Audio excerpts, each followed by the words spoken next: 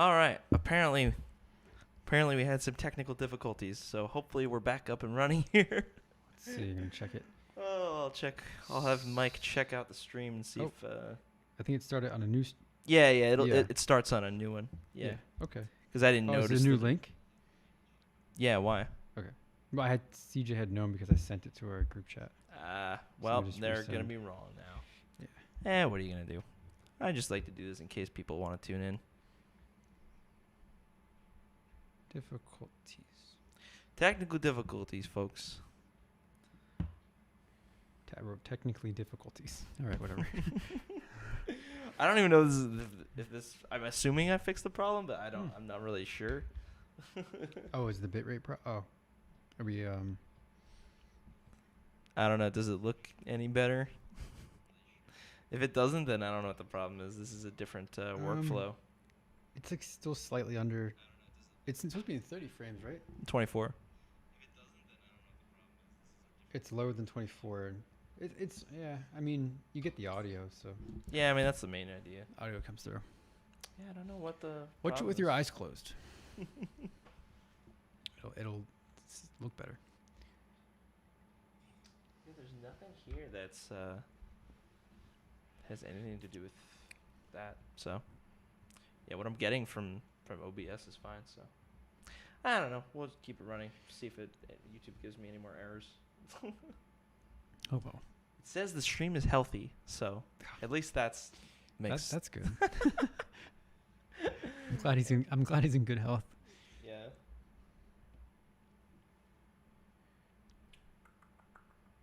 Cool. So anyway, what was I talking about? You were walking me through. Wait. Oh.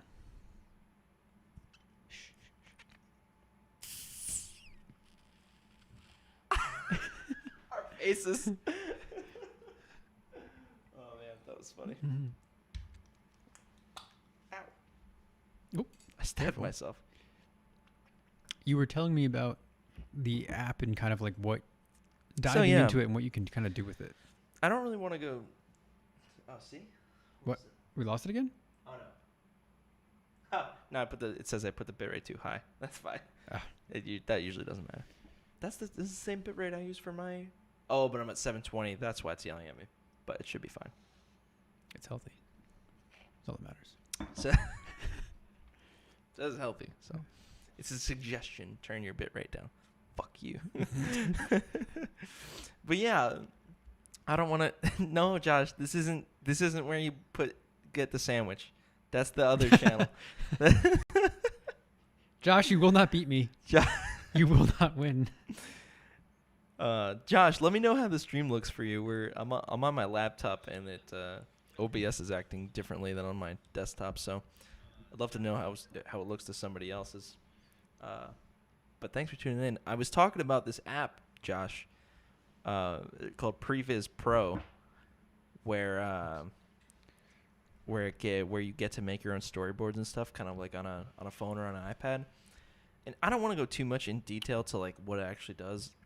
I recommend checking it out to anybody that needs to do storyboards for something but doesn't like to hand draw stuff. I mean, because that's traditionally what you think of when you think of storyboards. Yeah, and we had an episode previously, like maybe episode 2 that we did a while ago, and we talked about storyboarding and how we talked about how we both suck at drawing, but we talked about how we don't really use storyboards. Exactly. Has using, and I know this is for a work project, but has using this app kind of, have you not changed your mind on storyboards, but like, would you see yourself using this for our next film project? Yeah, precisely. Would you go out of your way to make sure you used it?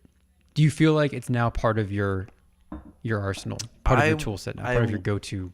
Yeah. I for sure want it to be, because one of the special things about the app too is you get to integrate.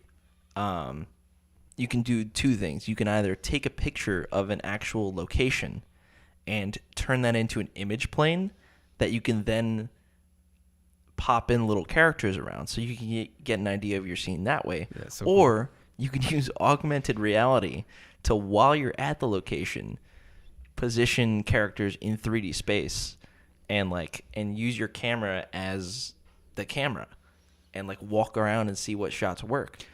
So that's amazing for location scouting.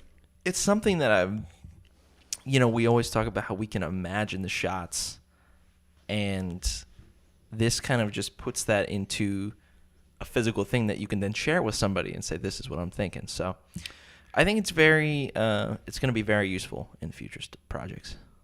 Yeah.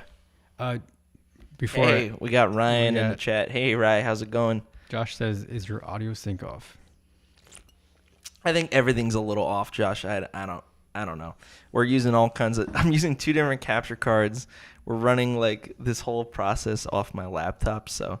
Yes, Josh, come to Jersey. I will make you scallops. I make them in a very nice French... It's a French lemon sauce. Kind of like a lemon... It's like a very... some kind of traditional French sauce. That's nice. That I sear the scallops and then make this sauce with it. I like that. It's But I have a question for the storyboard. Not just the app, but like just in general. I know you're using it for work, and I know you're using it at a client's request. However, recently, Jackie and I have been pitching. We had a pitch, an idea for a commercial ad. I don't know to what. I mean, we thought about it in terms of like something that you would see on a YouTube ad, something that you'd see maybe on TV, but more of like it's a funny commercial. So it's like a comedy commercial. And we pitched the idea on Wednesday to our boss. They liked it. So then we pitched it to the client on Friday, and then they liked it. So now we have a meeting this week because now they're going to pitch it to their executives, and then we're going to move forward with it and see how we can get it made. Sure. And if they want to make it, and if they want us to make it, or we can pass off the work we have a connection with a company in Atlanta that makes commercials, actual TV commercials. Sure. So it's like a bigger production company that we'd pass it off to them. But do you think you would use storyboards in the future to kind of like sell? I don't know how much you guys do of like selling a client on a project, or how much you guys do of like how much of your job is to come up with ideas to do videos and then pitch it to them of like, hey, we think this would be a good idea for marketing this, or we think this would be a good idea to put on Facebook or to put on Instagram or something. Because I mean, we do that for some of our clients. Like they rely on us to come up with the ideas that they could use for marketing. Or in this case, a company who has like a lot of money to spend on budgeting, but then they don't know what to do with it. So it's up to us to like come up with ideas. Do you think it would be a good idea to use that tool to storyboard our vision to help pitch it to them? Yeah, well, I think so. I mean, it's definitely going to be better than. It's only going to supplement anything you do. It's only going to be like a supplement thing. So it's never going to damage anything that you do, just trying to get the idea across better. For ideas that require like more people and more actors and everything, I think it's a perfect way to just communicate. Here's some images to look at, because it's true too. People of that aren't in the creative positions. I mean, you talk to people all the time that are just like, they can't imagine it. Right. So you gotta put in front of them some kind of image that gets the idea across. Yeah. And that's the idea. Yeah. Yeah, because it's hard to explain. Hi, Chris. Hi, CJ. We have a question from the audience. Oh. CJ says, has working in video production for companies helped your movie making ventures? I say definitely. Yeah. Right? I mean, so a good example I can come up with is, first of all, just general experience. The more you use your equipment, the more you're going to be competent with it in the first place. So, you learn little things along the way all the time. For me, once I started digging into lighting more and figuring out like how to really make stuff good with lighting, I practiced that with interview setups. which I do a lot of all the time, but I found ways to make stuff look better and better and better, and then took all that and applied it to our film stuff. So I think that's a good example. And then I stole from Chris and then used it for my work. So I learned the opposite way. which is partially true. I learned I learned a lot from working in doing video production for a company. But the thing is that when we all come together to make a movie, I end up learning so much from Chris and other people too as well on the production, that I end up taking that and like, wow, that looked amazing. Oh, okay. Or that looked amazing. Or like, oh, all right. Okay. Learning things from the movie production and then taking those and then using that and experimenting with those concepts for work stuff. So, I mean, it goes both ways. Yeah. Yeah, it's a good question. Thanks, CJ. Appreciate it.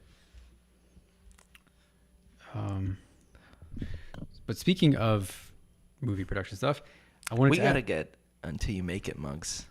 Oh, that's a good idea. We need mugs. We have yeah. We have Apex coasters. That's not the same thing. This is not the same. It's not the same thing. That's not what I said. Different channel. Hey, I don't have a coaster. Oh, I know you have 4 of. I know for a fact that you have 4 of them. I do. They're behind you. I don't care. If you don't care, I don't care. Yeah, I want to ask you, Chris, yeah. what lighting tools do you have at your disposal at work? What do you have in your arsenal now? None. That's what I thought. And as you can tell from this setup, we're not using any. Hey man, we work with what we got sometimes. But what do you use for work? Practicals. What do you use for work versus what do you use for film? Is it different? And then like, how crazy do you go at work? Or what's your philosophy when it comes to work projects versus film projects with lighting? I mean, it all depends on time and project, obviously, but beyond that, it's usually all the same stuff, just used in different ways, right? Hit us with examples. What did you say? Hit us with examples. Let the audience know what it is you're actually using. So, I mean, it's been upgraded over the years, but for the main part, our lighting is always something aperture related. So you and me both have aperture 120Ds, which is kind of, the workhorse light. You can do a lot with it. It's very versatile. You can slap different kinds of attachments onto it, make it a soft light, make it a hard light. And, the more you know about that, the more you can use it in different ways. So, a lot of times I'm for work, I'm just sticking it on sticking a big diffuser on there and making it a nice interview key light. And that's super valuable. It makes things look fantastic, especially when you pair it with just a traditional 3-point lighting kit. You get a little backlight, you get a little fill, and that stuff looks great. And then you take that same thing and you come over to the film world, and you can do the same thing there. You can use an aperture 120D as just a soft key, or you can take off the diffuser and use it as a hard backlight, like a really hard backlight. And that's what we do a lot for lighting at night, to get that contrast. And it's just things like that, man. You can use the same tools in different ways. And another great example, for our fill light, we've been using those wand lights, right? That everybody's been using for like the last 2 years. So that's normally our fill light for interviews. But for film stuff, we then come in and we use that as a practical light to, just for instance, put in front of, pretend it's the lights on a dashboard in a car and hitting somebody's face. We use it for those tiny little things in film where the environment is spilling light onto our subjects. That's what I wanted to ask you, because like when lighting for film, a lot of times you're looking for motivated light sources, or you're trying to light a scene based on motivation. That's exactly it. Right. So are you doing the same? Are you thinking in the same ways when it comes to your work projects? Like say for an interview, or say for some B-roll footage that you're actually lighting? Are you, or just an interview, are you more like studio lighting where it has no motivation? You're just trying to make the image look Yeah, studio or in like my clinical stuff, a lot of times it's always supposed to look natural. Okay. You know, so we're always either pushing a window, or a lot of times we do. They have those medical things in offices where you put X-rays on them and they light up. Yeah. They're not bright at all. So sometimes we have to crank them up, and I'll put an extra light there. So we're always trying to do that same thing of emulate natural light sources. So, and it's the same thing in film world, just to the extreme. In film where you're actually creating that light source, not just emulating it. Yeah. I'm sorry, not just enhancing it. So it's like the like the 120D, you can literally make into the moon, right, on a film set, So it's the same concept, just different application. Now, you had a project recently that you got to do a technique that I think it was something that you've never done before. You used a window as a light. Yeah. I'm sorry, not a window. I used a mirror. Yeah, that's what we that's right. I was like, wait, why does that sound weird? To emulate a window. We used this is a really good idea that someone on YouTube came up with. I think the video got shared a lot because I've never seen anyone else do it, and I'm surprised both by how many people don't know about it and how many people have kind of been using it in secret. It kind of feels like it's like an industry secret that like no one's really used before. So the only thing I've seen comparable to it, I saw a guy light a scene using no lights. And what he did was he used the sun, and he used two different mirrors, and he ricocheted the sun off one mirror into another mirror to bounce that into the room that he wanted. But how practical is that? Not practical. Yeah, it's not practical at all. Stands to hold the mirrors. Yeah. To position the mirrors big enough to. That's the only thing I've seen of someone using a mirror creatively light. to use light. Yeah, well, basically the technique is having like a 12 by 12 inch, not 12 foot. Big mirror. First, you need the biggest mirror you got to spend $1,000 on a mirror.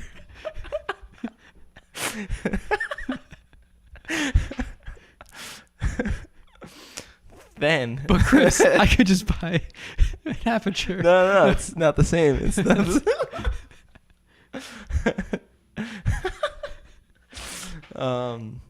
So, a small little mirror, right, that you can hold in your hands. And basically, the video was using the example of, I saw a couple different videos, but the one I looked at was one using it for food photography.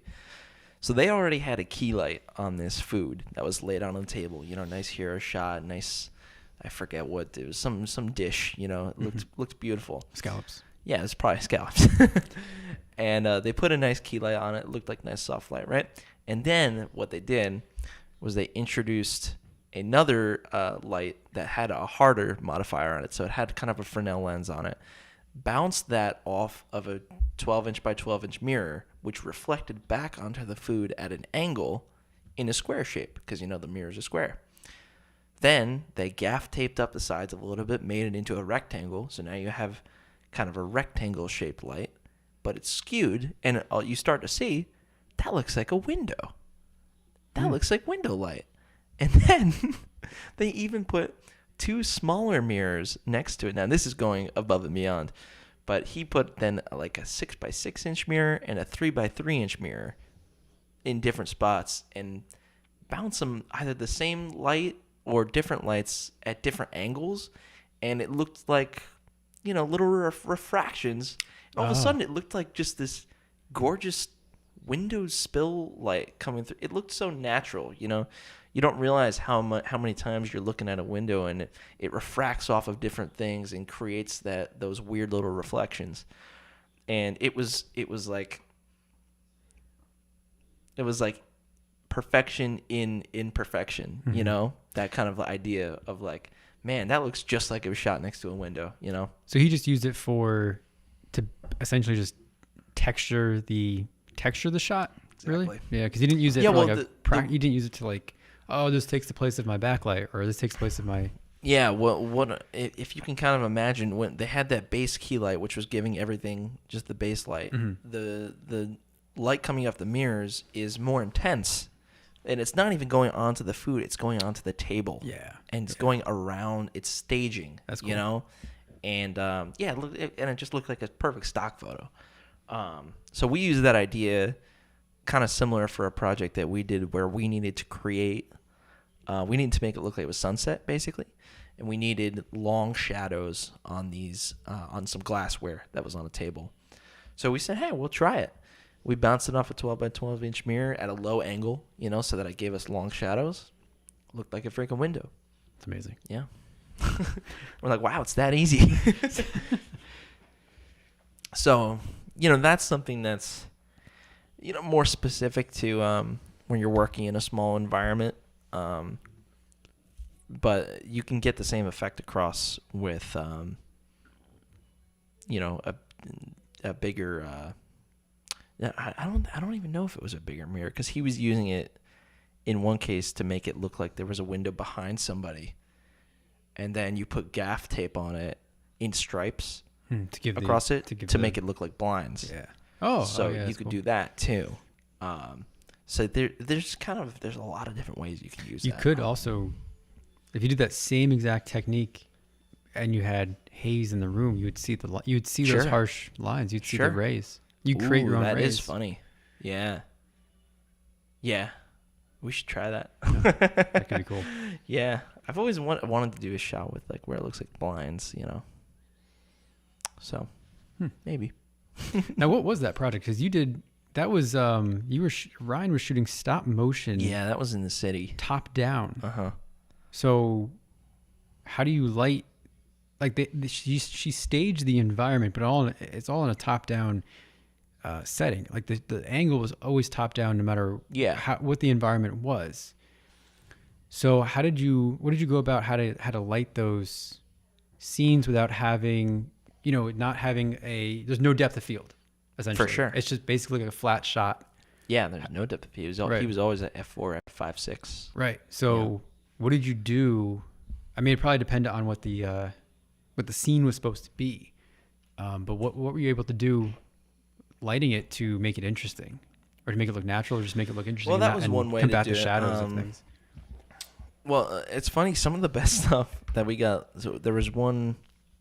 Well, I guess just a little backdrop to this project is the whole idea was to be a commercial for these napkins, these kind of custom napkins that this woman makes.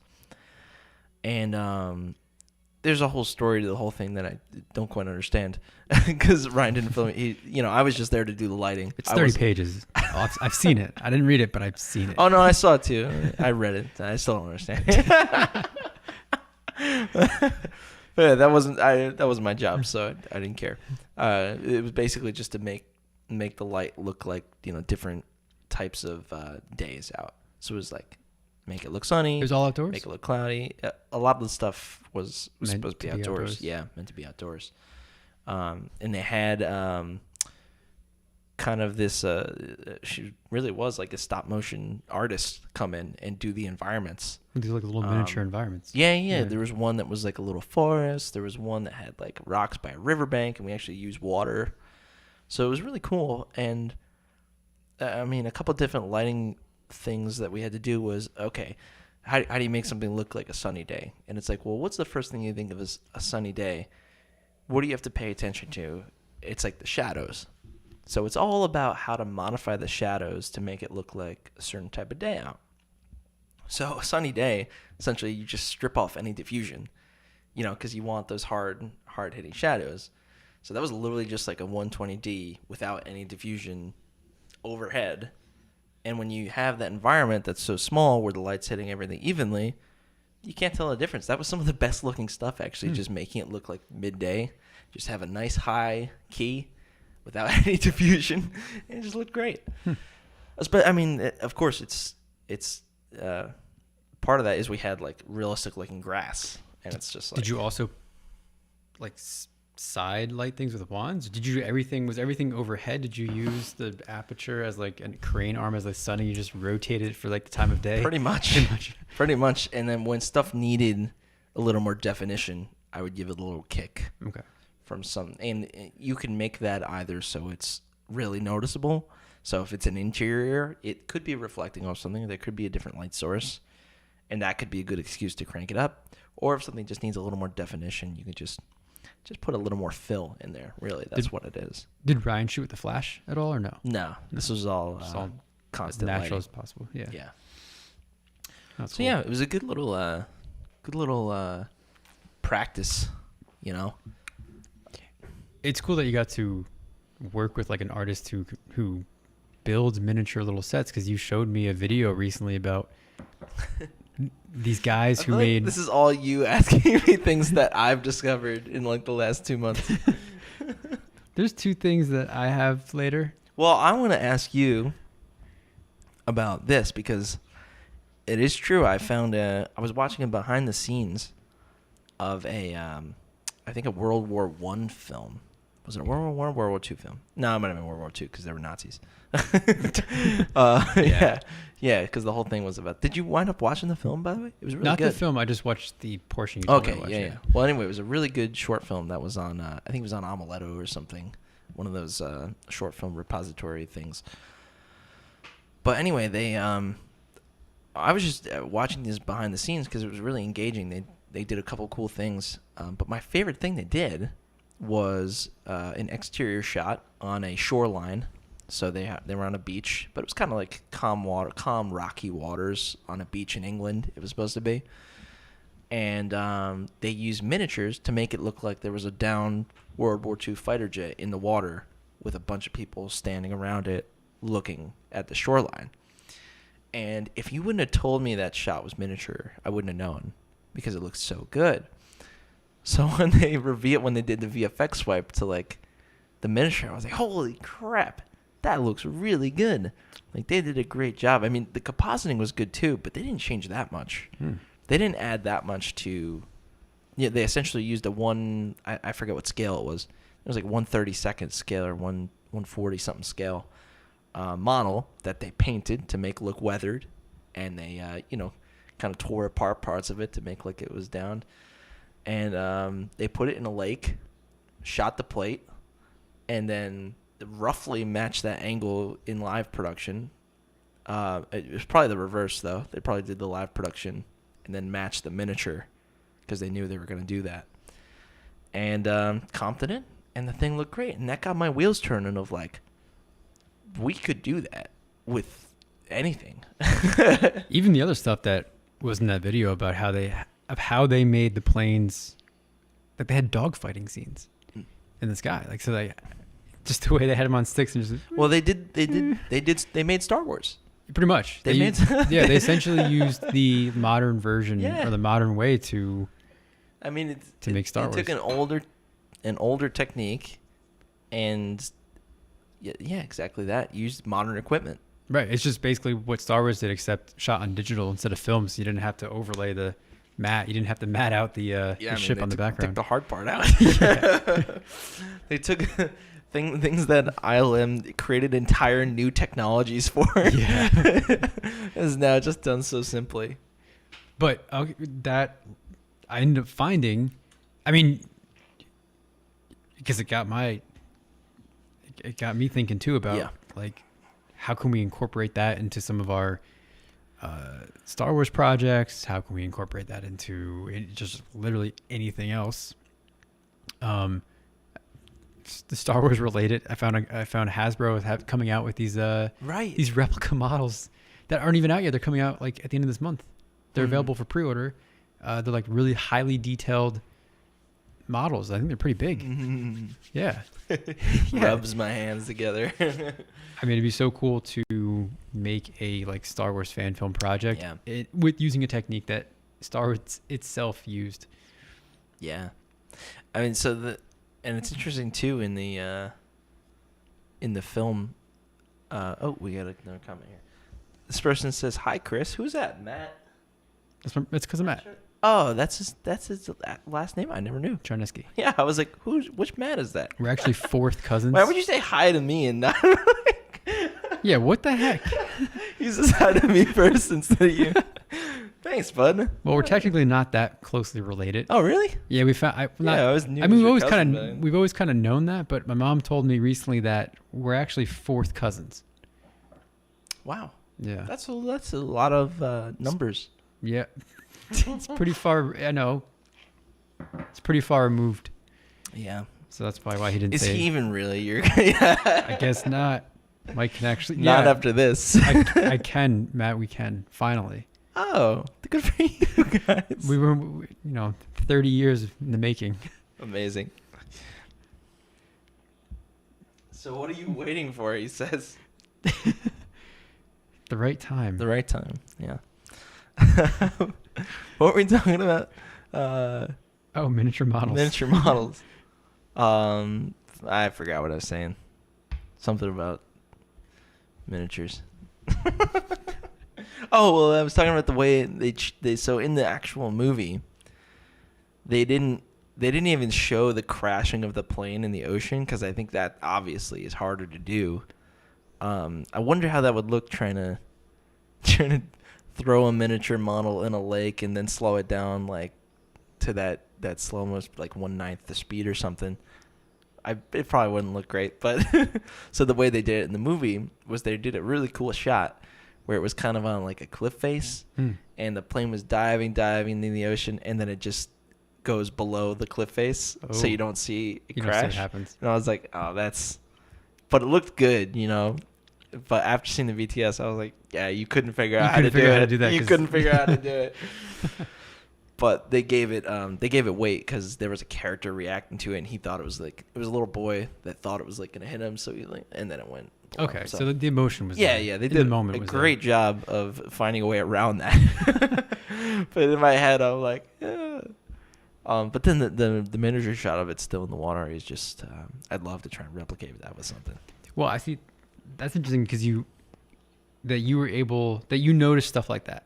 That you notice in a VFX way that they didn't attempt something, or that you knew that they couldn't figure something out. I'm guessing that's right. I don't know that for a fact, but it's probably not too far off.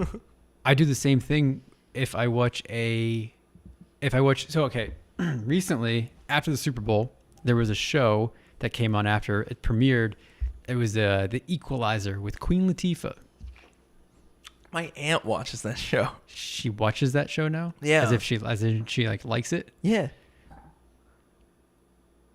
What is it? What are you looking at me for? Did you watch it? I watched it it was on at my grandpa's the other night. I was sitting there watching it. So is it? Oh my god! It was the first fight scene came on, right? Okay. And I didn't see any fight scenes. Oh my god! Me and Jackie were sitting there watching it. Same thing in the same way that you just pointed out, that you picked up on something that either they didn't have time to figure out, they didn't know how to figure it out, or they just avoided it entirely. I noticed the same stuff with fight scenes a lot of the time. Sure. So, mostly in terms of like, okay, they didn't have time to choreograph this. They didn't have time to teach Queen Latifah how to do any of this. They, for some reason, didn't want to use a stunt person. And they also didn't know how to shoot this. As we were watching it, literally, Chris, this is what was happening. Cut. Oh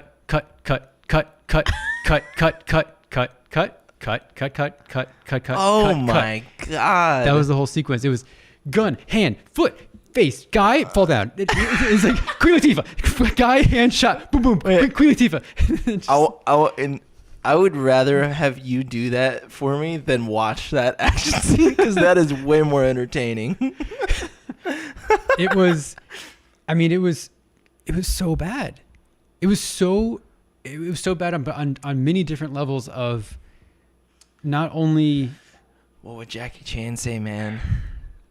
Now, it was so bad on levels of budgetary restrictions, having enough time, not having Queen Latifah available for anything.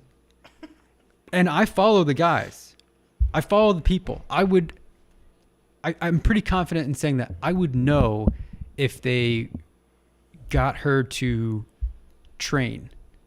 Because I follow all the guys who train all the guys. Like I follow the team that trains John Wick, that trains Keanu, trains Halle Berry, trains the guys for Blue Bloods, trains Kevin Hart for a new movie he has coming out. Like even TV show actors and movie actors go through Terran Tactical for a lot of their training. And it was pretty clear that they only had a guy on set to show Queen Latifah how to hold a gun properly, and then that was pretty much it. And then I don't know, again, because when you're there doing it, when you're doing the production, it's like to have that many angles of something and to have that many insert shots, you don't get that stuff. You don't get coverage of a fight scene like that, taken 3 level of that fence jump. That's what it was like. But an entire fight scene, you don't get coverage like that unless you know you need it. Right. That goes against everything that we practice and everything that, the things that we practice are not like, some of them are like our own methods, but a lot of them, they parallel the top action films out there. So the way that we do things parallels the way that the John Wick team does things, parallels the way that the Raid team does things. So what we're doing is not far off from what the professionals are doing. I mean, we're basically we're trying to mimic what, in my opinion, are some of the best, action movies, choreographers, directors, or whatever it is. And then this goes against all of that. So essentially, not to say that it's wrong, but it does everything that that side would say is wrong. It's pretty much wrong. It's pretty much wrong. It's pretty much wrong, though. Because it was horrible. I mean, yeah, it's probably just one of those things that they didn't plan properly, or they just couldn't find a way around it of how to make something work with that particular actress. I don't know. It could be a bunch of things. At the end of the day, though, it's not. Yeah, it wouldn't be that enjoyable to watch. But I mean, who knows? Maybe it's something about the show that it's like, I heard, for what I know nothing about the show. Right. Let's just put that out there now. I don't know anything. I have one. There's only one. So I have one argument or one reason why they did what they did and why they had to do what they did. Because I understand it from this one perspective only, is that even Keanu himself says in an interview, John Wick is only as good as Keanu. The character is only as good as I can be. That's why Keanu has to train so hard for every movie, because he is the character. He is the movie. He is the movie. Right at the end of the day. So John Wick can only be the master, as good of an assassin as Keanu can be, really. Essentially, yeah, because he's playing a character. Yeah. So the Equalizer is a movie starring Denzel Washington. Right. And there's 2 of them. I don't know how that gets turned into a TV show starring Queen Latifah.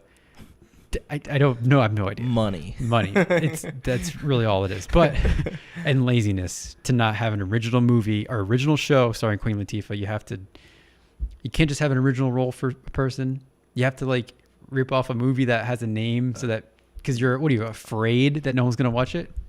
I'm getting worked up about this. Sorry. I have feelings with lazy TV shows, lazy network shows that go on CBS and NBC and Fox.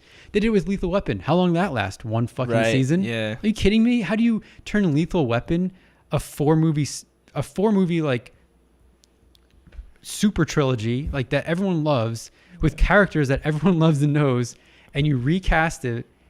I mean, you cast it with different people who are trying their best, and you turn it into a fucking network TV show. It's going to fail. It lasted 1 season, I think. Yeah. Yeah. You can't, it's just laziness. Anyway, the point was Queen Latifah has to be the Equalizer. She's playing a certain character that has a certain ceiling and has a certain skill level, that she has to be on that same level. Yeah. And if she's not, then she's not the Equalizer. She's just Queen Latifah. Yeah, she just sucks. So, well, there's a way. If it sucks, it sucks, right? Well, there's techniques of like when you're first starting out doing action scenes, and you're basically getting your friends together, and you're trying to hire actors for a fight scene, right? You're asking them, oh, okay, so like what is your background? You do sports? Did you do any kind of martial arts, gymnastics? What are you versed in? What is you're trying to judge what their coordination level is at. You're trying to judge what they're capable of doing, because you have no budget, you have no time to send them to training for months to get, you're working with what you got. So you come up with a fight scene based on what they're able to do. And that doesn't mean that they're fighting as their character. They're basically fighting on their own level, and you're trying to make that look as good as possible. So that's what you do as an independent filmmaker. And that's what you do as like on our level. Our characters that we portray are basically only as good as we are as performers or as athletes or as stunt guys. So it's the same thing with Queen Latifah. She's only as good as they make her be. And it looked like they didn't make her do anything. Be anything. They didn't make her be anything. They tried to edit and shoot the thing as if she was the Equalizer, and that's where it looked. But how is that a recipe for failure? Yeah. Yeah, man. It's just that stuff happens all the time. Yeah. That's my rant. Rant over on the Equalizer. It's so funny you bring that up. I was thinking, oh yeah, I just saw that. I hate it. A lot of network stuff, man. It's just like, I get it. They don't have time. They don't have time, and they're just everything's fucking seen it all before. Right. It's tough. But you can still do that and make it good. A lot of it's just not good like that. So yeah, that's why we don't watch TV. Yeah, it's true. That's why it's dying. That's why everyone's going to streaming, right? Yeah. Well, I think they gave them more time and more money to do stuff. Maybe. Right. I assume, because most of the time the things are better. At least in like watching and following the show Daredevil, for example, the fight scenes and action sequences and the work that the people put into that and the time that they had to get things done, that would never happen on a network show. It would never happen. It was like movie level time, right, and work. Yeah, I'm sure a lot of it comes down to time.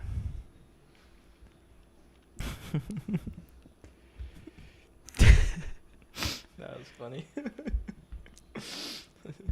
Fucking Equal, fucking Queen Latifah. Get her out. I have no qualms with Queen Latifah. Yeah, you sure? She's great. You sound like you do. You couldn't just make an original show. Canceled. Mike has canceled Queen Latifah. I canceled Queen Latifah. I cancel CBS. That was CBS. Oh my god, this has a lot of sugar in it. I didn't know that. It's the same as a can of soda, but added sugar. Is it high fructose? Is it high fructose corn syrup? I don't. Just give me a sec here. Or is it all natural cane sugar? This says cane sugar. Oh, is it better or worse? I think that's better than high fructose corn syrup. Yeah. Oh yeah. It's not. Yeah. It's got ginger root, natural. Yeah. It's better than Mountain Dew. Yeah, I guess so. I don't know. That's good. All right. What's next? Oh, Chris, I don't know if you heard the news. What? What's the news? I was asked to be a judge for Saber Comp this year. Congratulations. Thank you. So that means this year we won't be entering the competition, but I have to judge. Sad face. Sad. Which means I have to give people feedback. Can we make can I make like a meme entry? Yeah, you just enter yourself. Yeah. Technically, I could still submit. You could still submit something. You get Dan and Eric to do it with you. You guys do it completely behind my back. Keep me out of it. We might have to. Yeah. That would actually be really funny though, because then I would be forced to judge it. You would be forced to judge it. Yeah. You'd be hard on us, That would be hilarious. You'd be hard on us. Well, wouldn't even be a conflict of interest. Probably be harder on us than you would on anybody else. What the fuck? Why'd you guys do it that way? You suck. I would have so many criticisms. But no, yeah. Anyway, I have to give people feedback. Right. And that, I mean, that's really, I think that's really hard, and that's something that I'm. So, just for example, recently I had some guys reach out to me from the competition, like our peers. Yeah. Asking for specific advice. There's some people in the comments who ask for advice on some certain topics and certain things, and I try to answer as best I can. There was some things I wish I had. I want to make videos on. Like there were topics like, oh man, that makes such a good video topic to talk about. But I had a guy in particular from the competition ask me about just tips for advice on acting and directing and kind of like starring in your own project. How do you direct yourself? And tips for choreography and tips for choreography, tips for directing yourself and doing the action. Like it's just like a whole whirlwind of questions where it's like, where do I begin? Where do I begin to even give you advice? And that's the thing. Like, there's a difference too between giving advice and critiquing. Right. Because obviously critiquing, you get to see what you're looking at. So, and general advice though is like, where do you start? Where do you start? And because I could, it's like, what do you like to hear back as feedback? But that doesn't really have a good answer because you shouldn't be looking for anything because that doesn't make any sense. What are you looking to receive in feedback? It's like nothing. Just watch the movie. Just tell me if it's good or bad. I don't know. But like, well, no, I think it's when you're in a situation where you can have someone who's more experienced than you look at your work, you're asking to receive some of that experience, right? Yeah. You're asking for, in this exact situation where you've done like 5 of these now, even more, maybe before that, you've been around the block a few times. So when you see something, you probably see stuff that you've done before. Yeah, is what I'm getting at. Yes. And it's the same thing from my perspective too, of the way a shot looks is like, oh, I might have done that shot, 100 times more than that person has.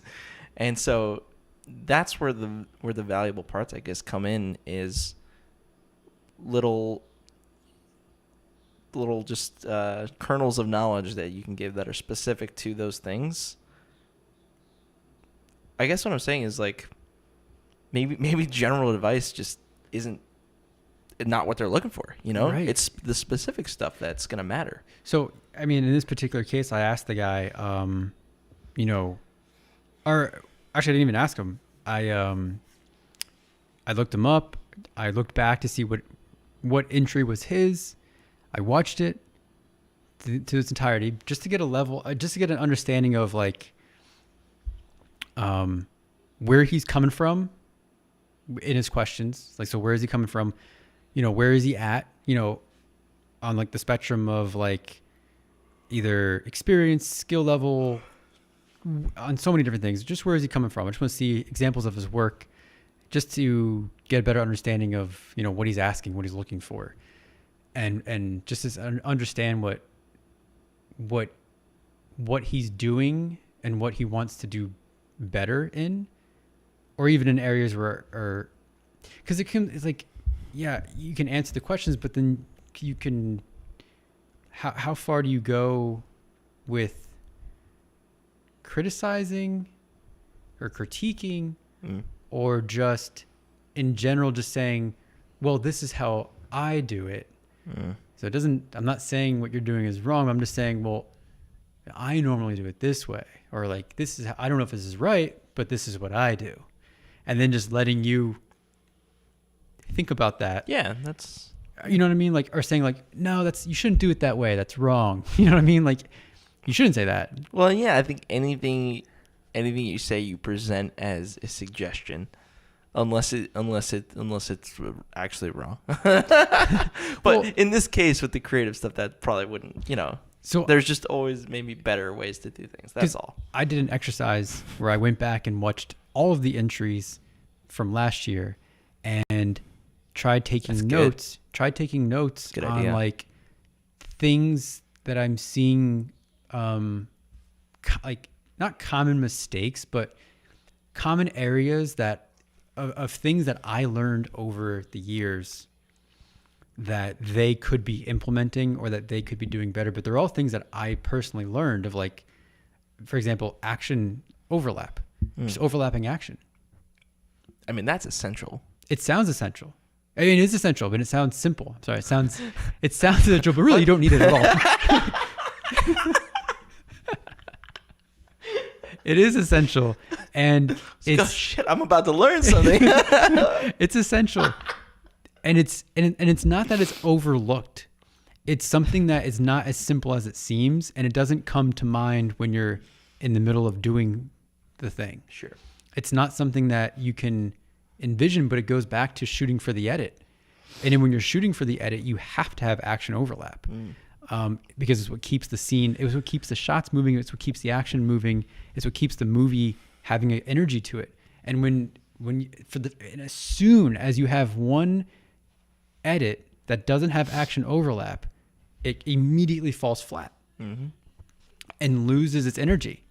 And it can be a hard thing to really put your finger on if you don't know what it is you didn't do, or why something doesn't, or why something looks better than something else. Sometimes it's gonna be hard to put your finger on it, but it's just the energy that better thing has. It's just the energy. It's the energy level, but it comes from the edit, and it comes from the action overlap. And it's a simple thing that, and it's not just in the competition. It's a lot of like people who are starting out, or just even amateurs and professionals alike are guilty of it, of not having overlap. But it can kill your fight scene. Absolutely destroy your fight scene. The momentum and the... Oh my God. Yeah. It sucks you out of it, and it looks, not that it looks weird, because that's another thing of like angles and shit, but like, yeah, it's just a simple thing. And it's like, yeah, I think a lot of times it just takes away the punch. Yeah. Like it could be literal. Literally. You could literally take away the punch, I mean, that's it right there. That's that flatness you're talking about. It takes the oomph out of stuff. Or it stops the fight scene from having a continuous momentum to it. A guy falls down, right. A guy is thrown down, you need to get him back up and back into the fight.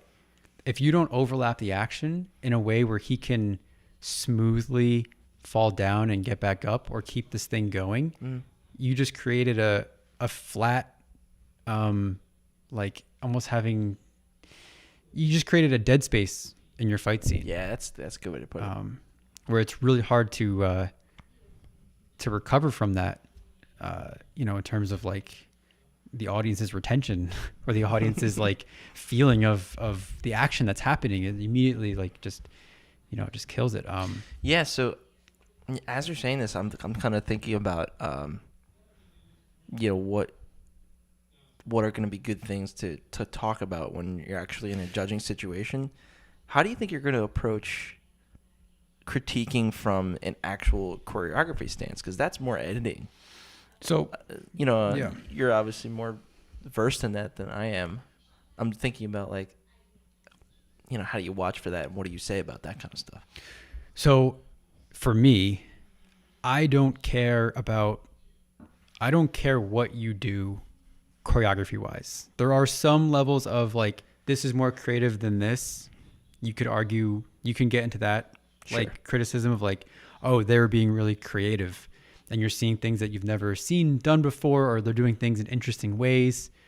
But to me, that's not all choreography is. And I would not give that person more merit over someone else. Yeah. Because what I look for is the performance of the actors and of the characters, and the performance and the emotion of the choreography that they're performing. I'm looking for things in terms of just not the realism of the actors, but I don't want it to look staged. Like I like choreography that is visceral. It feels like the characters are in a fight. These are fight scenes. They're not like, it's not a stage play. It's not a stage play. They're not dances. Like as much as people say, oh, choreography is like a dance. It's not fight choreography. Not really. No. These characters are fighting, and I don't care if they're. I don't care if they're Sith, Jedi, or what. These characters are fighting to the death, and they're or not to the death. Depends on your story. Right. I want to see action that has a story to it. I want to see action that has a purpose. Purpose. That too. I want to know why these people are fighting. Yeah. So why are they fighting? A lot of the comments that we get in our stuff is like, wow, I can really see that they're trying to murder each other with swords, Could be with glowy swords, could be with guns, but that intent has to be there. It could be with, knives. Yeah. If you do the Start same... Start naming weapons. If your choreography involves you doing the same repetitive sequence, say you do the same repetitive sequence twice, and you're doing the same like few moves back and forth, I don't really care if that's your choreo, but you better perform the hell out of that repetitive sequence. Is what I'm saying. Like, don't make me realize it's a repetitive sequence. Mm-hmm. You know what I mean? Like, if I can see that it's repetitive, then you didn't do a good job of selling it, or the cinematographer didn't do a good job of capturing it. Sure. Or making it look better than it is. Yeah. That's the thing. If your choreo is simple, do what you can.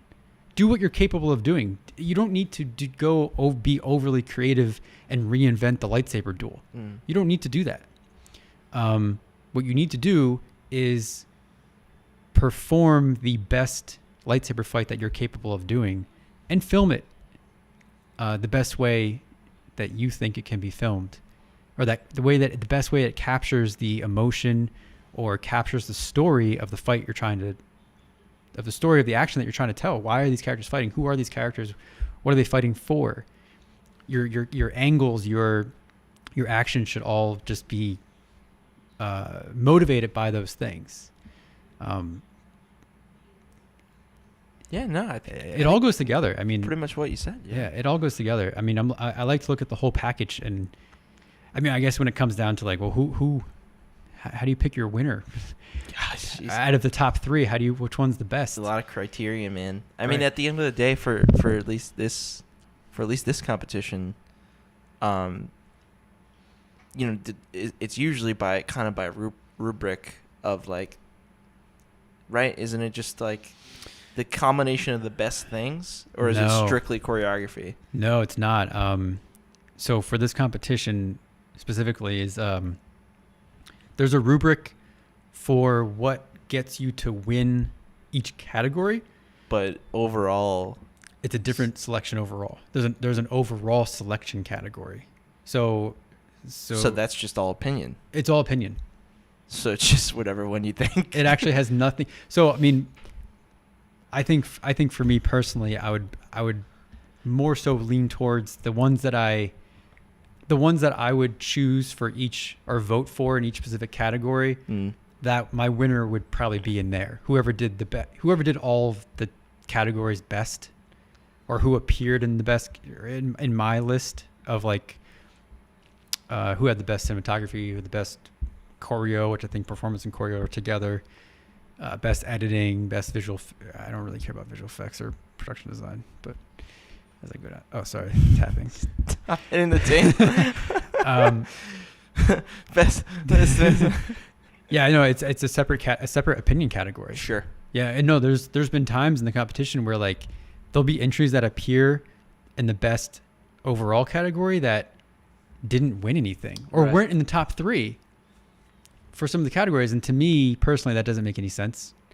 How could you have how can you think that's your best overall where like you also didn't think it did anything well? Yeah. I don't know. No, that doesn't make too much sense to me. But Yeah, it's gonna be. You're in it now. It's gonna be. I'm in it now, and it's gonna be very interesting, and I'm really looking forward to doing it. It's gonna be really exciting. I'm probably gonna ask you for help on how to set up my live stream, and but yeah, we'll get you set up. Actually, I think what we'll probably do is have like we'll still have a judging party. Yeah, right. I'll be on the live stream, but then be over there. You guys will all be in the room with me. You'll just be in a separate room, and you'll come out like during the breaks. Yeah, you guys can just all be in the background. Yeah, we're all judging your. Oh yeah. That's funny, man. I got my wheels turned now. I kind of want to put in a joke entry and see if we get anything. You guys should. I want to just put in a joke entry and just make the cinematography really good, but like have that be the only good. The only thing really like good. The choreography is trash. Like it's actual garbage, but it's shot really well. It's undeniably shot really well. This entry's a joke. Like it's literally just me being a dick and just stealing the cinematography category. You should wear my old costumes. Oh man, that would be too funny. Yeah, Chris has to win. He has to. It's just what I do. Can't take it away from me. 3 years in a row, I need it. You could take away my actor, but you can't take away my award. Oh man, This is hilarious. Funny. Anyway, yeah, man, I think you're gonna do great. Whatever you do, you're undeniably one of the leaders in that category right now. Thank you. Yeah. I'm really looking forward to it. It's really cool to now be involved in a competition that I used to watch when me and Dan were teenagers. That's what I said about what's his name commenting on the video, the Ryan versus Dorkman guy. Yeah. Of like, I watched that video when I was 12 or whatever. Right. And like, who would have thought one day that he would be complimenting us? Like, what a weird thing, man. Yeah. It's so cool. It's cool. So anyway, life goes in a circle once more. Yes. So the student has become the master. Yeah, man, it'll be fun. I was going to take a drink. There's a spider in your cup. With you, but my coffee's out. Well, that's kind of your problem, isn't it? Damn. Oh, I have water. I could put something in my mouth. Oh, man. Who's still watching? Anybody? 2 people. One of them's you, isn't it? Oh, is it? I don't know. There's 5 people. Oh, wait. Is mine not updated? No, you're not updated. Well, 3 people. I see 5. I don't know. Anyway, thanks for hanging in with us. If anybody's still watching, if anybody wants us to, if you have any questions, we'll do anything that you ask. We'll dance. We'll sing. Yeah, I mean, I'll try to sing. He'll sing. We'll make him sing. So these cameras are always watching me. Oh crap! What? What did I just do? Oh, it's what? I don't know where OBS went, but it's still running. Still running somewhere. Is it still streaming? Yeah, I think so. Oh, there it is. Yeah, we're still good. Anyway. So, Chris, I have a hypothetical question for you. Yeah, well, what is it? That we can discuss. If someone was to give you, or us, funding for a project, what would you do with the budget? Given everything that we gamble. Just put it all on. Just put it all on black, baby. Black. Double it up, baby. Where would you put the money? Because there is in my pocket. I have an opinion on what I think a common budgetary problem that first-time independent filmmakers will do with a substantial, not a substantial budget, but like a mid-level budget or entry-level budget. They'll buy the best camera system in the world. They'll go out and freaking rent an Arri Alexa for no reason. Yeah. No, I mean, but seriously. I mean, if the budget's warranted, then it's warranted. But yeah, no. I know what you're saying. Is right away people go to, we need to make something high quality. We should get the best camera in the world. Which I think is absolutely the dumbest thing that you can do for your independent movie. Yeah. Because, I mean, I mean, first of all, if your story is not good, what's the point? Right there. Stop right there. But you also don't need any of that. You don't need any of that. Right. Well, it shouldn't be maybe the priority. Yeah, you're right. You got to work from the ground up. I understand when people. I mean, we're lucky enough to have a lot of our own gear at our own. We can use it. We worked for it. We worked for it. Yeah. But we do own a lot of the stuff that we use, and we would have no need to go out and get a more expensive thing of something that we already have. Yeah. For a project. So unless it was specifically warranted, it really would need to be. Yeah. Like the person funding it required it. Yeah, maybe. Yeah. Or or like something like that. Yeah. Or like, oh, it's going on Netflix, and Netflix requires you shoot with something. Like, oh, okay, all right. Well, then that makes sense. Yeah. But to go out and rent something or purchase something even crazier that you have no experience in using, or then you need to go hire a guy who knows how to use it. Right. Or you're gonna figure out how to use it, but then like you're gonna buy that thing, but then you also don't know how to light your scenes very well. So you're not really that experienced with lighting, and you're not really that experienced with directing. I mean, so you're gonna go buy the most expensive camera to do what? Yeah, shoot mediocre stuff. I mean, you're kind of putting exactly what I was thinking is, where a lot of my budget would go would probably just be to personnel. Yes. Get the right people for the right job, right? Yep. There's in my mind, for us personally, where I would put budget is crew, and hiring people who know what they're hiring.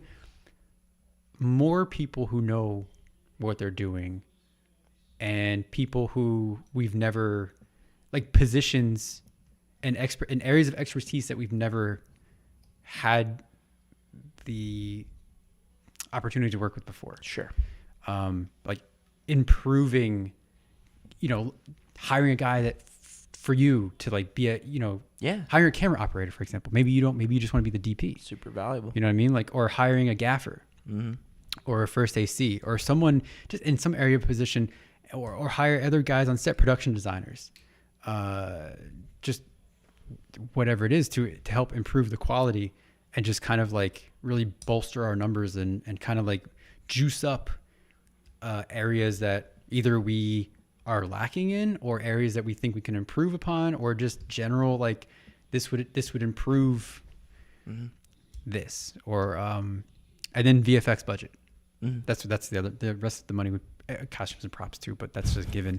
The entire rest of them, we don't take anything. It all goes to VFX. Yeah. No, but I mean, really, I would. Yeah. I feel like for us, an opportunity to explore more green screen, blue screen, background replacements, CGI sets, just really taking and hiring people to do these things, hiring guys like Andrew, and to do this stuff, and things that, not that we don't know how to do, but things that we don't know how to do, and things that we don't have time to do, but being able to open our creativity up. Yeah, it opens the doors. Yeah, to explore new worlds that we can put our characters in that we've never been able to do before. Yeah, I mean, we wouldn't be limited to our limited locations in our immediate area anymore. We'd be able to that's part of it. Expand, either build our own, or either we're building our own set that has a bunch of green screen within the set to turn it into something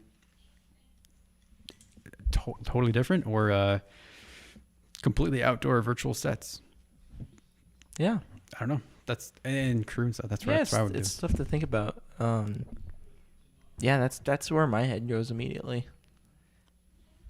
It's to all those things that, like you said, just come together to make a higher quality thing. Yeah, because we if you're gonna rent a light, what are you gonna let rent? I mean, you just rent more of what you have. If we even need it, yeah. If we even need it, right? I mean, it all depends on the idea and the thing, but yeah, it does. Yeah, dude. That's a good. Yeah, it's a good little exercise. And what would you make? What would you want to make? What? I don't know. Say a guy off the street was like, "Hey, Chris Lundy," shoots you an email. I'm a producer. Busy boo. I'm a busy boo. Literally on the street, comes up to you and says, "Hey man, I got $30,000 in my pocket. I want you to get on a train with me." So good, dude. I want you to get on a train with me to Patterson. And I think we said, right? Is the train to Patterson? You were the only one listening, I'm pretty sure. I was listening to the part where he said, like, "I'm going to kill you now." Yeah, that's what perked my ears up. If no one has any idea what we're talking about. I feel like we should tell that story. Have we not told it? I don't think we've told it. There was... God. I don't even know. Doesn't he know the name of our channel? I don't know. Who cares? Yeah, really, who cares? We're never going back. It's too bad. It's a nice brick wall. It is too bad. I'll find a go different back there. brick wall. Gotta be one in Hoboken somewhere. Oh, yeah. There's probably other busy boos in Hoboken, though, too. Yeah. Nah, there's only like... We did really well when we did the Briefcase movie. Oh, yeah. I was like, what did we do in Hoboken? Yeah. Yeah, that was scarily well.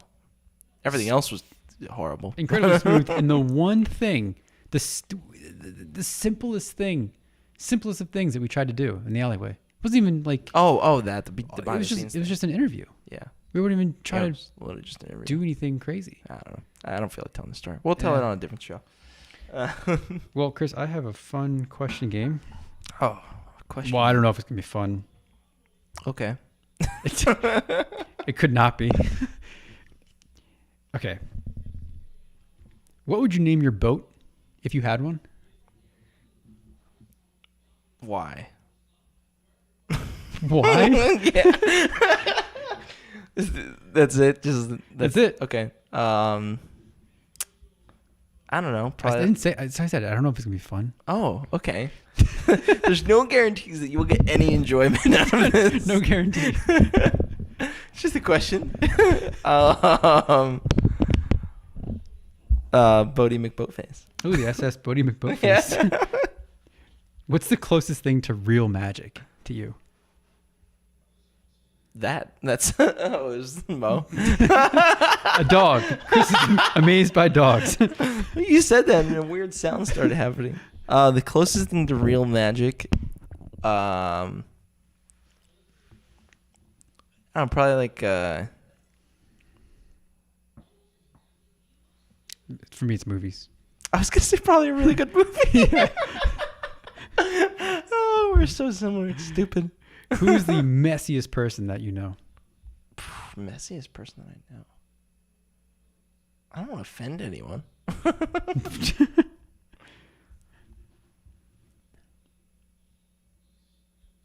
Tom. Soccer Tom. He's filth? No, he's just like, his apartment, his stuff's all over the place. But he doesn't care. I'm probably it's a cop-out answer, but I guess I'm probably Jackie. The messiest person I know. It's only clean because of Jackie.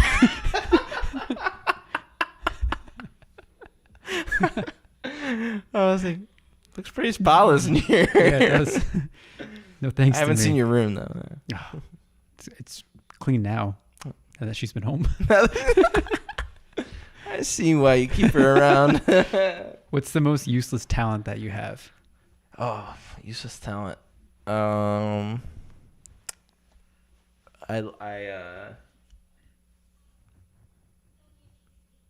can do that seagull noise.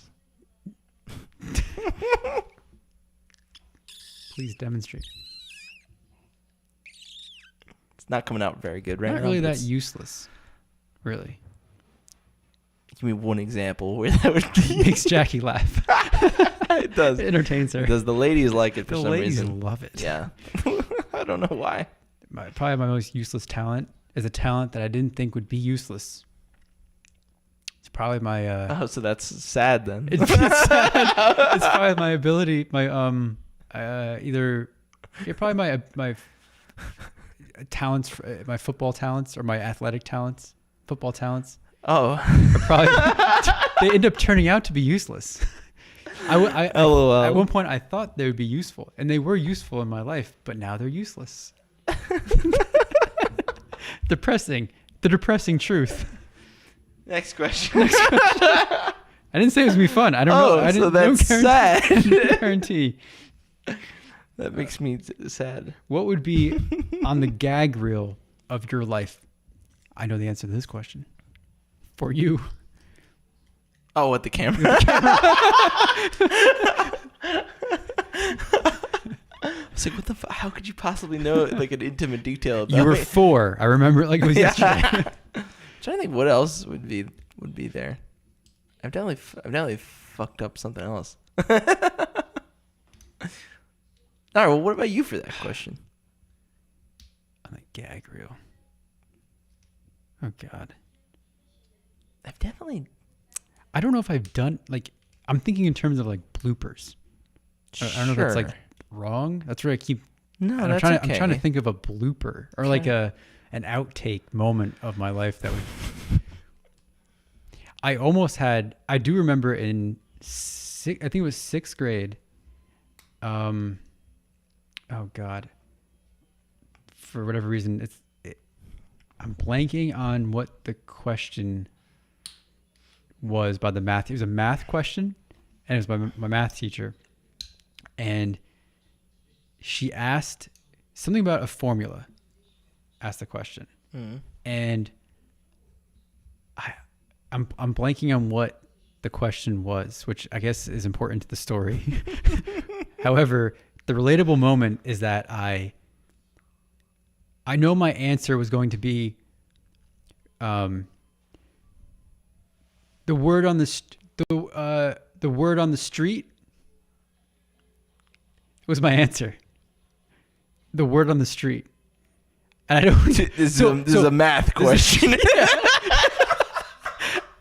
Okay, so the situation is that I'm trying to get this straight. The situation is that she was asking like how you. I don't know what God, I can't remember the question, but I was so sure of my answer that I basically interpreted her question wrong and thought she was asking something else, but it had to do with something completely different. I just imagine it was math related. The answer is probably like a number. It was something out there. Number related or like formula related. Number adjacent. But I threw my hand up because I was so sure that I had the right answer and knew what she was talking about. And thank God she didn't call on me because when I did... Oh, wait, this didn't actually happen. She never called on me. You didn't actually say it. No, because she never called on me. Oh, that's disappointing. No, but in my own mind, I was so internally embarrassed that like, oh my God, thank God she didn't call on me because I would have embarrassed myself and that was completely wrong. And I came this close. I wish she did, man. That would have been funny. Yeah, that would have been... I've definitely had a moment like that. Oh, well, I had a moment. I don't know. Maybe it's a gag reel moment. Where there's only really been like 2 times in class where I like embarrassed myself, but this time everyone thought it was so funny. So you know when in like English or literature class and like no one read the book. That was like my entire life. Yeah. So same here. But this time, like, I wasn't alone. This time it was like the whole class. We like didn't read the chapter or whatever, and we had to take a quiz. Obviously, we all failed like hell. And she started reading answers to the quizzes, just like random people's papers. Oh my God. She didn't read one of mine, but she read, everyone else's. And then she gets to mine. And the best part about this is everyone always... It haunts me to this day because people still say the way she used to say my name. She had an English accent. So she said, Christopher Lundy. Just like that. I think I might have told you this story.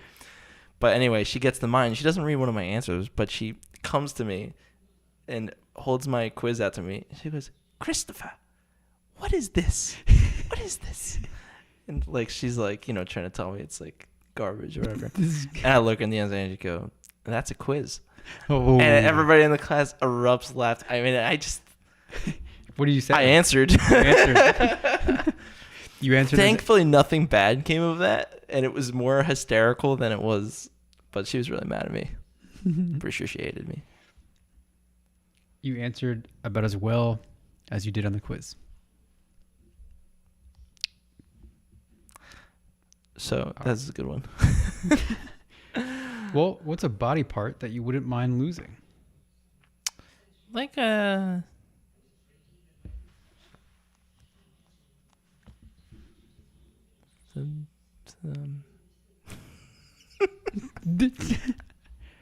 What? What'd you say? I don't know. What could you get rid of? I don't know. I'm thinking. There's not that many body parts. There's like 4 at most. I know I would not want to lose my hands or feet. Well, that would be most people. Well, maybe just like a finger or a toe, like a shitty toe, like a toe that doesn't matter. Shitty toe. Yeah. What toe don't you need? Like the middle one. Probably one of the middle ones. Yeah, because you need the outside toes. They balance the whole thing. Yeah, so the middle ones can kind of It's go. all about the outside ones. Get rid of the ring finger toe. The ring finger toe. Yeah, you could probably lose Why do you that. need that? You're not gonna put a ring on it. No. That's not where rings go. Are there There are toe rings, aren't there? Yeah, but that was like a. Do you wear toe rings and then wear socks, and then shoes over the? No, it's That's like gotta a be summer thing. It's a summer thing. It's like sandals. It's like show it off. It was like a '60s thing, like mood rings. What if you wore rings and didn't want to show them off? What are actually mood rings? Do you know? Yeah, they change color based on. Yeah, but like what? How does it do that? Well, it's not based on your mood. I think it's like. Well, obviously. That's the. Because that would be magic. Because that would be the closest fucking thing to magic I've ever seen. Well, it's not based on your mood. Mood rings are really for other people. It's because you're not gonna look at it and be like, "Oh, I must be angry right now." Oh my god, the guy's pissed. You actively it's avoid for other guy. people so they can see what mood you're in before they approach you. Before they speak to you. Oh yeah, it was made for like relationships. Oh yeah, it was. And no, I don't know that. I'm just. I think it was saying that. Just like a promise ring is supposed to be a legitimate thing. Right. Ryan's ex-girlfriend wanted them to get a promise ring. It's the dumbest fucking thing. I almost fell over laughing. He was like, "What do I do?" And I was like, "Tell her to go fuck herself." Yeah.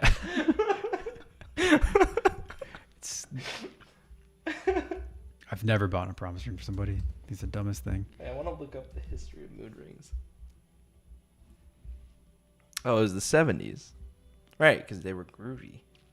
Wait, that's what a mood ring used to look like? It looks like a... It just looks like a... It's like a tie-dye shirt. Regular thing. I thought it was like a...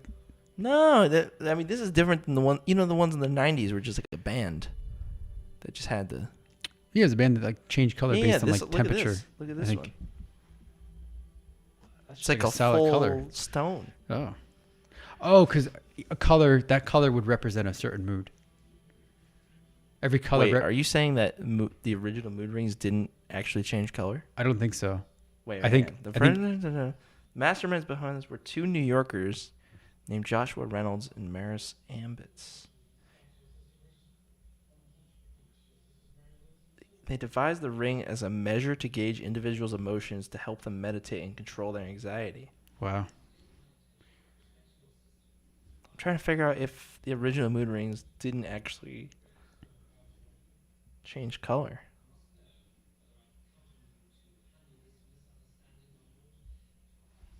I don't think they did. Okay, no, here we go. Regarding the ring is based on Wait, what does that mean? Based on the premise that a person's temperature will rise or fall based on different emotions. So there's no Yeah, there's no fact in that. It was heat related.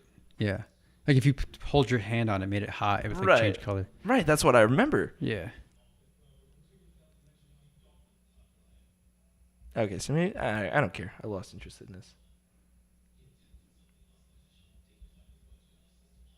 Okay, so yeah, they did change color. All right, mystery solved. What problem or situation did TV and movies make you think would be more common, but when you grew up, you found out that it wasn't?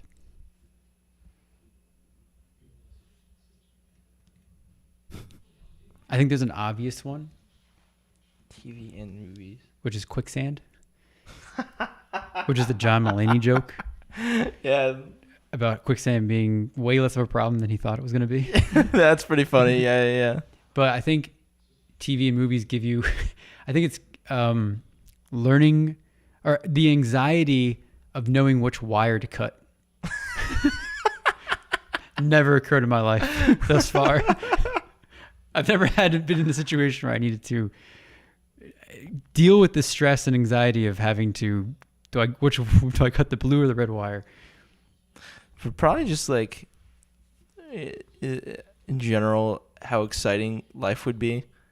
Oh, it's man. just super boring. God. Right? It's like every show or TV. I mean, to make it interesting, obviously they have like crazy plots and shit. It's just like that shit never happens in general. They definitely. Well, this is not always not true, but they depict high school parties to be way bigger than they actually are. Except that's maybe not always true. They are some places. Yeah. They actually are. They do make high school people look older because they're played by older people. Right. So high school, that could give you... Yeah, dude, high schoolers are freaking young.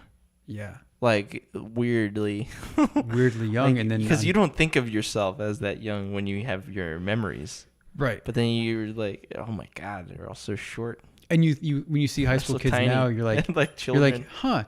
Yeah, like, wow, high school kids are a lot younger and tinier than... They're tinier today. Like they're getting younger. They're getting smaller. They're getting smaller This these year's days. model. It's like, no, that's how it always was. It was just pretty wacky. It's not really a common problem, but you don't have a problem with high schoolers are too small. It really pisses me off. It's not really a common problem. It just makes me mad. That's what. If the court system would let me get close enough to... No, I'm just kidding. Oh, man. Go on to the next question before you say something you regret.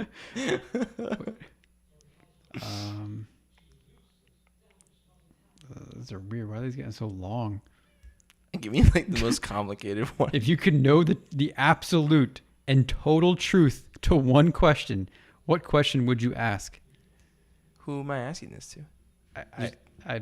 Just like... You ask the question and you would get the absolute total truth.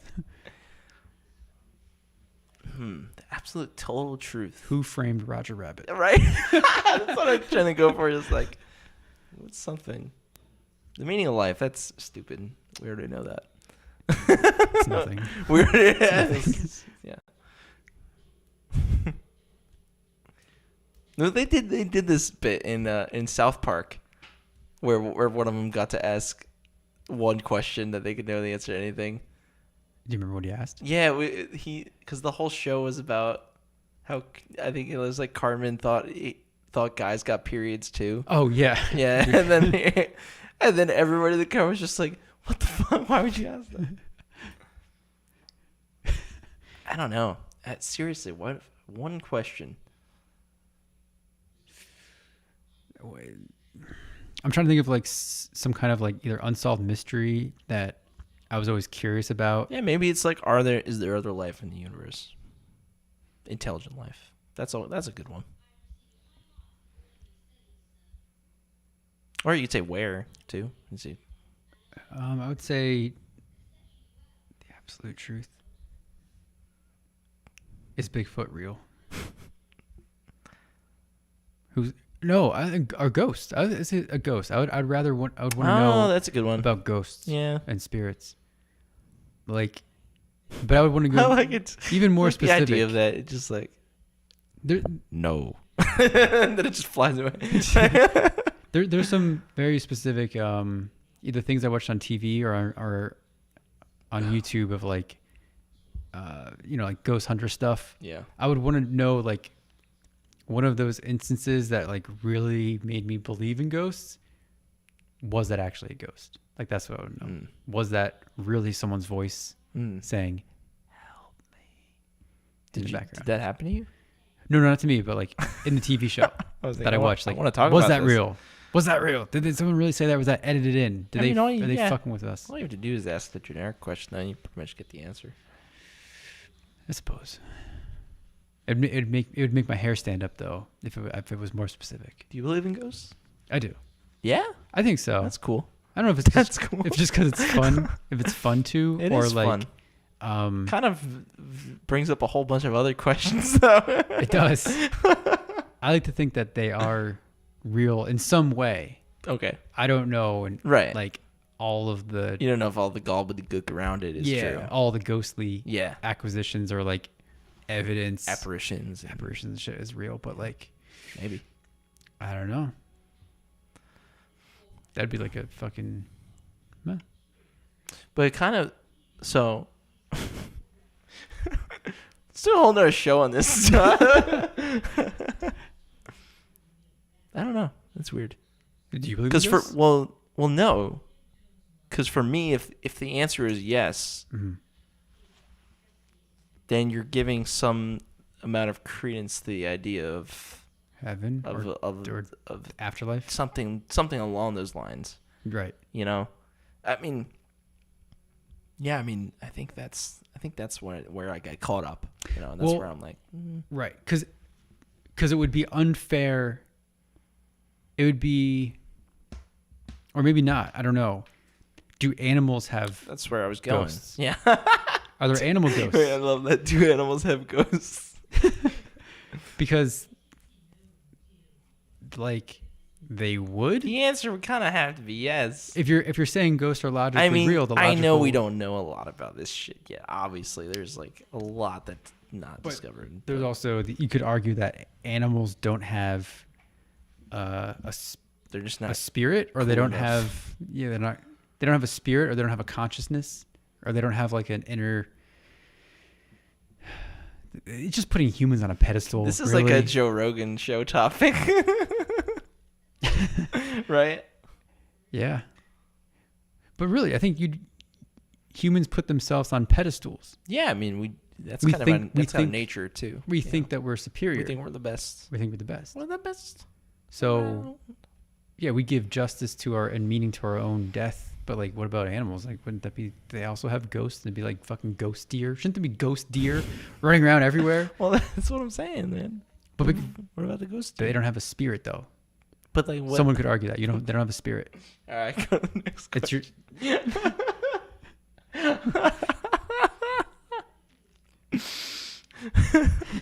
The ghost deer. Where are all the ghost deer? That's what everyone should be asking. Not where are the aliens? Where are the ghost deer?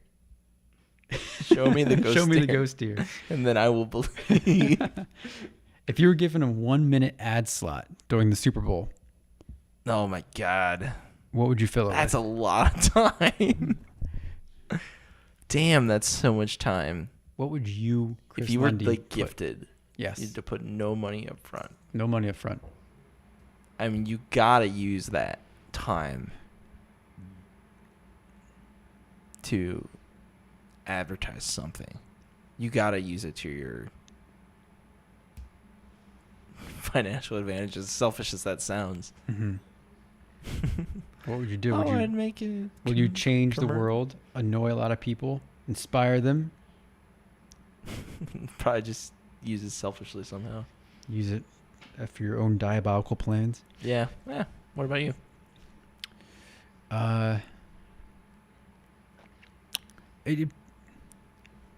It'd probably be something movie related. One of our projects or That's what something. that's like, I was it's like like, the simplest thing is like, it's just yeah, we probably probably just- the most make if it and people could get mad at that and be like, why would you wouldn't do something like for charity or not? And I was like, that doesn't happen in the real world. It's Right. like this opportunity doesn't come around, and if it actually did, anyone's gonna use it for themselves. So yeah, unless fuck off all of those people. right, unless you're giving the opportunity to somebody who could already afford that opportunity on their own and who doesn't need the opportunity. Exactly.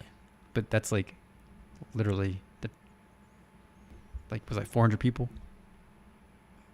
Maybe three. three that don't need that. Oh man, That's pretty much the list.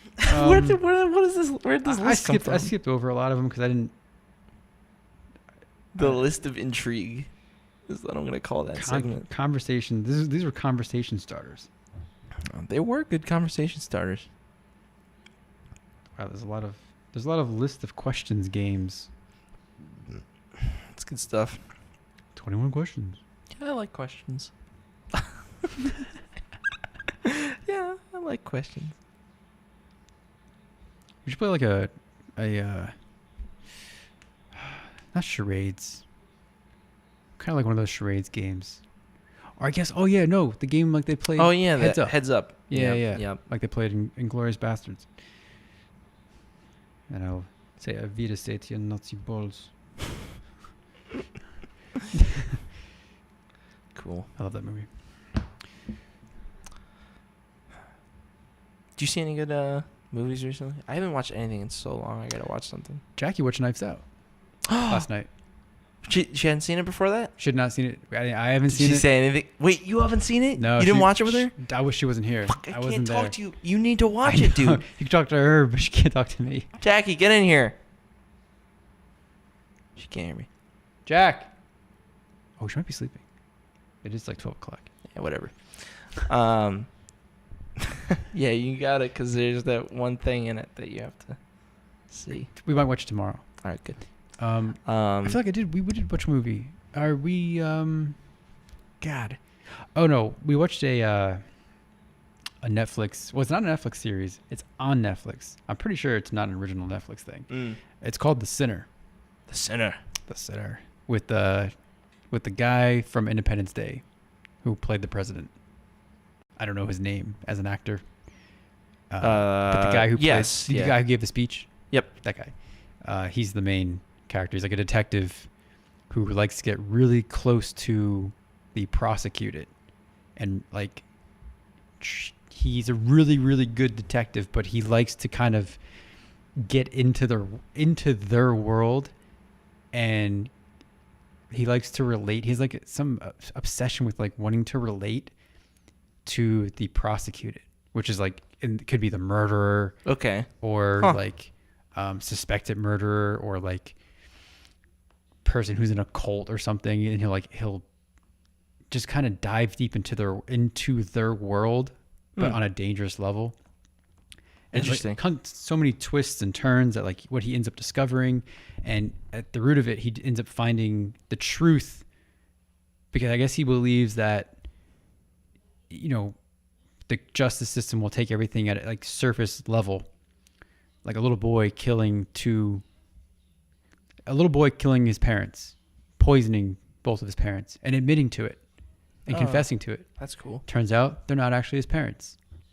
Turns out his actual mother's not actually his mother. Turns out he's from a community that is like this really weird cult community that like hides him away. Like there's all, so he got off scot-free. And deeper and deeper. They moved his court case up to adult court, and they were going to put him in jail for like 45 years to life. And they took his case out of child court, and like he did not get the boy off scot-free, but he basically got the boy a very much reduced sentence. Wow. That like made sense because it wasn't his fault that he killed those people. He was influenced. Kind of thing. A little bit. It's very interesting. It gets really good. It's dark. It's very dark. We watched that. If you would. I gotta watch 2 seasons. Dark still. The Netflix show Dark. Yeah, everyone loved that talked about it. I started it. I never finished it. The only thing I know about that show is a VFX breakdown of the tunnel cave thingy. Yeah. Yeah, that's the only thing I know. I know the one is a side swipe. It depends if you. That's all I've seen. The subtitles. I mean, get annoying for some people. I thought they were fine though. I like reading subtitles sometimes. But for a whole show though, is different than a movie. I could see that being annoying. But anyway, we watched. I watched Interstellar recently. I mean, for like the Russian? 5th time. In Russian? I thought you had something related to subtitles. No, Jackie had never seen. She had never seen it yeah? before, and we had just watched Tenet pretty recently. Oh yeah, I haven't seen that one. We hated it. Oh yeah, yes, you told me about that. Absolutely. Why did you hate it again? Yeah, no, I'm curious. So because I think James said it was like one of the best things you've ever seen. Ryan liked it too. I've heard good criticisms of it, but I haven't seen it, so I don't know. So we watched it. Me, Jackie, Chris, and CJ, and it came to the point where we paused the movie a little bit halfway. It was like it was a little more than halfway, maybe like 65-70% of the way through the movie. And it was funny. I mean, we turned subtitles on right away because in the case of a lot of Christopher Nolan's movies, you can't hear what the fuck they're saying. I've heard that before. Yeah, I've heard especially that before. In a movie theater, you can't really hear the dialogue. Inception is guilty of it, big time. So we had subtitles on, and I mean, we paused the movie because someone had to go to the bathroom. But then I was like, all right, I just want to say I have no idea what the hell they're talking about. Look at this. Look at this dialogue. And like, I don't even remember what the line was. Something about like, we got to get the algorithm to the Helios Center. I'm like, what the hell is do you guys know what the algorithm is? What the hell is the Helios Center? What the fuck is happening in this movie? This is so dumb. Literally, and we're all talking like anti-information. The movie, okay. So I have a theory of why the writing in this movie was so bad, was because Christopher Nolan usually writes his movies with his brother. And his brother has no credit on this movie, on Tenet. So, which leads me to believe that Christopher Nolan did everything on his own and wrote this whole thing on his own. The whole movie is essentially, it feels like, this is what it feels like. He had a concept, a complicated time travel type of concept, but he spent the entire movie trying to explain that to you, and it didn't even do a good job of explaining it to you.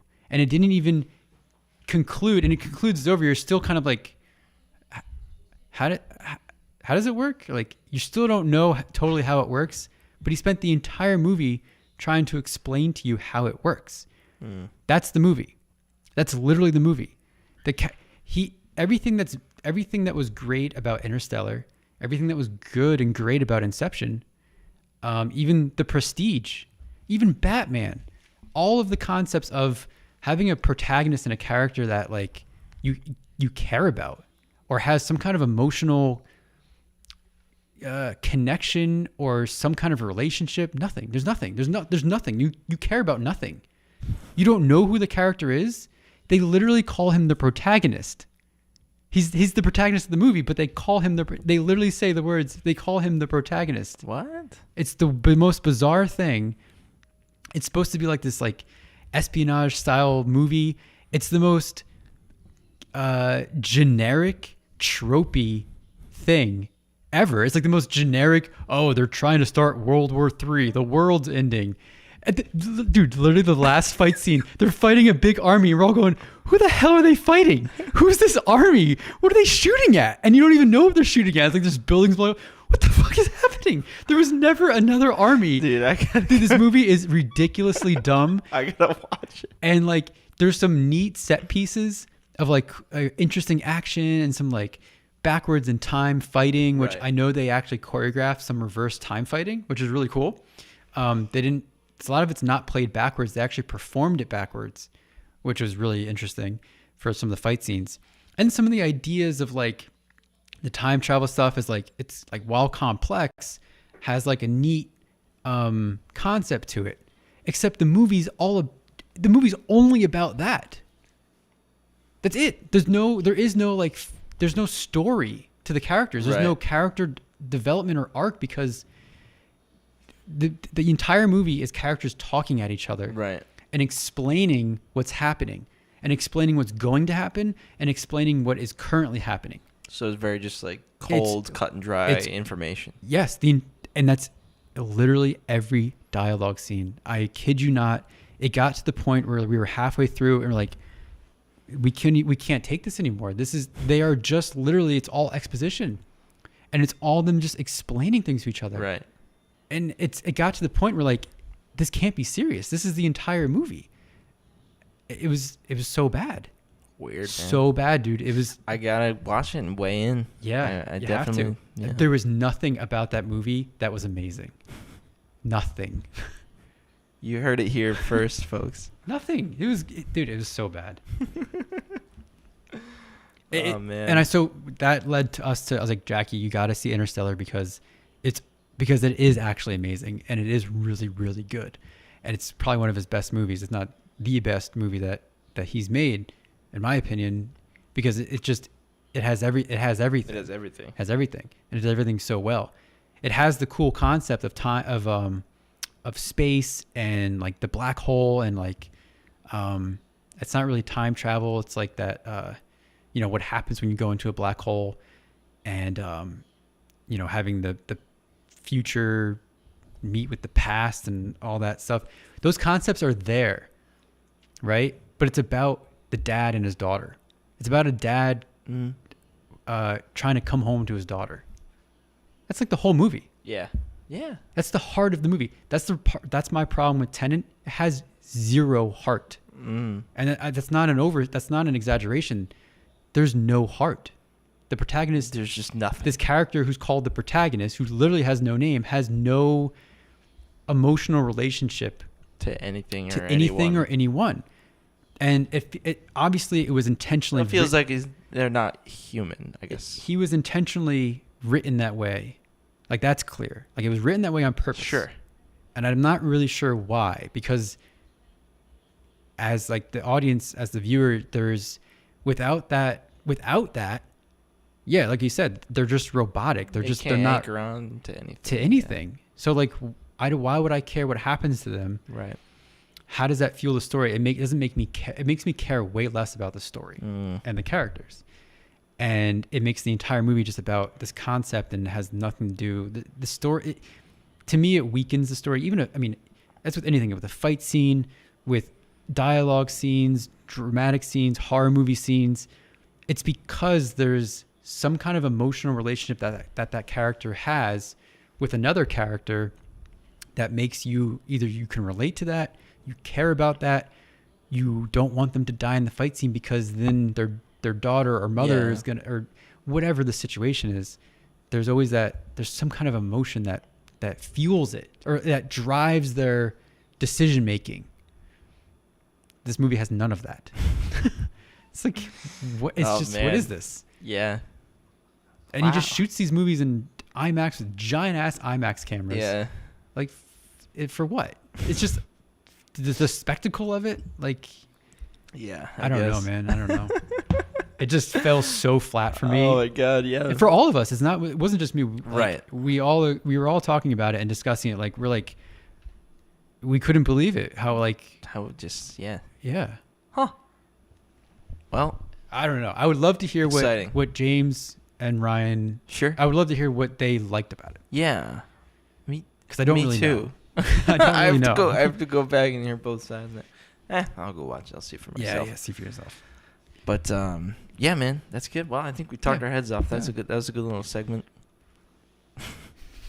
Queen Latifah, Tenet. I don't like it. What are you watching anything right now? Any shows? Oh God. No. What should I watch? Go watch Space Dandy. Space Dandy? That thing I referenced today. Yeah. I think you'd like it. Where your hair came from? Yeah. The origin story of your hair. Where is that streaming somewhere? Do you know? Or where can I watch know. It? Crunchyroll?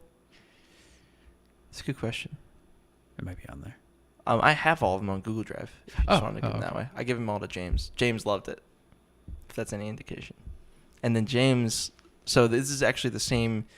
I'm pretty sure it's the same creator as Cowboy Bebop. Oh, it is? Mm-hmm. Which came first? Cowboy Bebop in the 90s. This is recent. Oh, this is recent. Oh, yeah, I didn't know this is they're doing a third season actually. Oh, okay. So there's only 2 seasons. Oh, so it's probably. I mean, Hulu has a bunch of anime. It's probably on Hulu. It was at one point. It got taken off. I don't know. It could be back on. Oh, okay. Something like that. With like licensing and whatnot. But yeah, it's really good. It's a really good anime that in many ways makes fun of anime and like has a lot of fun with concepts that, I mean, they literally parody Dragon Ball Z in one episode. And there's a lot of stuff like that. That's awesome. So it's very, I guess you could say it's very, it's one of the shows that knows what it is. Right. And it's like very like good with that. That's cool. And the voice acting is great. I love the main guy. He's so funny. Dubbed or subbed? Go for the dub. Dub. Yeah. Yeah. It's good. Voice acting is superb. I think James liked Cowboy Bebop a little more. And I liked Space Dandy a little bit more. I think that's where we left off. So it's like, is it the same type? It's not the same type of show or same genre. Honestly, there's a lot in common. Really? Because you'll see the similarities. It's again about a bounty hunter. Okay. He's a bounty hunter, but he hunts like aliens, and it's definitely obviously leans way heavier on comedy than it does on like action. But the action stuff's really good too. So anyway, I think you'd enjoy it. What do you have for me? Do you have anything for me? Just that, just Tenet. Yeah, well, yeah, I guess Tenet. I would love to hear what you think of it, just because, and it's not just in our immediate group that is like somewhat divided. That's like the majority of, like people, like the reviews that it had, the critics of the movie, it was very divided, and I think it leaned toward like the negative, but it's a divided movie because especially on YouTube too, there's guys who are calling it the best movie ever made, a modern masterpiece, a movie beyond its time that is absolutely genius. There's probably people that say anything, but I don't really know what the heck they're talking about. We watching the same movie? No. Oh man. All right. Yeah, I'm excited. All right. All right. I think this is where we're gonna end today's show, folks. Thank you so much for listening. This has been Until You Make It, and next time I wonder if we should tease a little bit of either the next episode or the episode after. We have an exciting possible special guest. Yes. That if all works out, and we can get it done, would be really, really amazing. Yeah, so we got some exciting guests coming up perchance, so stay tuned, sit back and relax, and join us next time Until You Make It. And have yourself a nice day or night. Merry Christmas. Merry Christmas, Happy New Year. It's never too early or late. Cheers. Or late.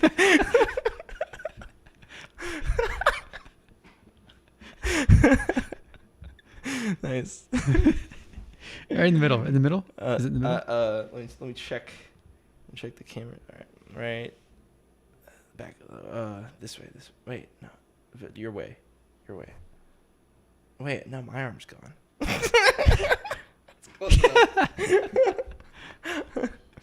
All right. Cheers, everyone.